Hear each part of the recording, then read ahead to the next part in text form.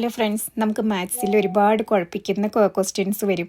എങ്ങനെ ഫ്രാക്ഷൻ ആക്കാം, എങ്ങനെ ഡെസിമലിലോട്ട് കൊണ്ടുവരാം, എങ്ങനെ പെർസെൻറ്റേജ് ആക്കാം, ഇങ്ങനെയൊക്കെയുള്ള ക്വസ്റ്റ്യൻസ് വരുമേ നമ്മളാകെ കൺഫ്യൂസ്ഡ് ആവും. അപ്പോൾ ഈ ഒരു ടേബിൾ നോക്കിയാൽ നിങ്ങൾക്കത് മനസ്സിലാകും, നമുക്ക് ഈസി ആയിട്ട് ചെയ്യാൻ പറ്റും. അപ്പോൾ ഇപ്പോൾ ഒരു ക്വസ്റ്റ്യൻ വന്നേക്കുവാണ്, ഡെസിമൽ മാത്രം തന്നിട്ട് അതിനെ ഒന്ന് ഫ്രാക്ഷൻ ആക്കാനായിട്ട് പറഞ്ഞു കഴിഞ്ഞാൽ ചിലപ്പോൾ പെർസെൻറ്റേജ് ആക്കാൻ വരും.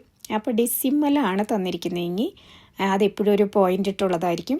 അപ്പോൾ അങ്ങനെ വരുന്നത് നമ്മൾ ഒരു 100 കൊണ്ട് ഡിവൈഡ് ചെയ്താൽ മതി. 100 കൊണ്ട് ഡിവൈഡ് ചെയ്യേണ്ട സമയത്ത് 2 പോയിൻറ്റ് ഇപ്പോൾ 0 പോയിൻറ്റ് ഏതാണോ അക്കം വരുന്നത് അത് ആ സൈഡിലായിരിക്കും. നമുക്ക് ഡെസിമലിൽ കിടക്കുന്നത് റൈറ്റ് സൈഡിലായിരിക്കും. പെർസെൻറ്റേജ് ആക്കേണ്ട സമയത്ത് അതിനെ 100 കൊണ്ട് മൾട്ടിപ്ലൈ ചെയ്യണം. 100 കൊണ്ട് മൾട്ടിപ്ലൈ ചെയ്യുമ്പോൾ 2 0 ഉള്ളത് കൊണ്ട് 2 അക്കം റൈറ്റ് സൈഡിലോട്ട് മാറിയാൽ മതി. അപ്പോൾ നമുക്കത് പെർസെൻറ്റേജ് ആയി കിട്ടി. പിന്നെ ഇതിനെ ഫ്രാക്ഷനിലോട്ട് കൊണ്ടുവരാനായിട്ട് അതിൻ്റെ സിംപ്ലസ്റ്റ് ഫോമിലോട്ട് കൊണ്ടുവരണം. ഇപ്പോൾ ഫ്രാക്ഷനായിട്ട് നമ്മൾ എഴുതുമ്പോൾ 60 ഇപ്പോൾ ഏതാണ് 68 എന്നുള്ളത് 68 ഡിവൈഡഡ് ബൈ 100 അതാണ് ഫ്രാക്ഷൻ. അപ്പം അത് വലിയൊരു എമൗണ്ടാണ്. അപ്പോൾ നമുക്ക് അത് വലിയ സംഖ്യ ആയതുകൊണ്ട് നമുക്കതിനെ ചെറുതാക്കി കൊണ്ടുവരണം ഏറ്റവും സിംപ്ലസ്റ്റ് ഫോമിലോട്ട്. അപ്പോൾ 4 രണ്ടിലും പോകുന്ന 68ലും പോകും 100ലും പോകും. അപ്പോൾ 4 എത്ര പ്രാവശ്യം പോകും? 68ൽ 17 ടൈംസ് ആണ് പോകുന്നത്. 100ൽ 25 ടൈംസ് ആണ് 4 പോകുന്നത്.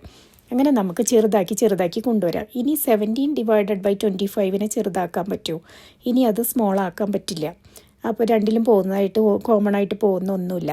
അപ്പോൾ നമുക്ക് അതാണ് സിംപ്ലസ്റ്റ് ഫോമിൽ ഫ്രാക്ഷനായിട്ട് വരുന്നത്. അങ്ങനെ ഓരോന്നും ഇതേപോലെ ചെയ്താൽ മതി. ഡെസിമലിലാക്കുവാണെങ്കിൽ നമുക്ക് ഫ്രാക്ഷനാണ് തന്നിരിക്കുന്നതെങ്കിൽ അതിനെ 100 കൊണ്ട് നമ്മൾ ഏതാണോ തന്നിരിക്കുന്നത് അതിനെ ഡിവൈഡ് ചെയ്താൽ മതി. ഇപ്പോൾ 9 ഡിവൈഡഡ് ബൈ 30 ആണെങ്കിൽ ആ 9 വലിയ മുകളിൽ കിടക്കുന്നത് എന്നെ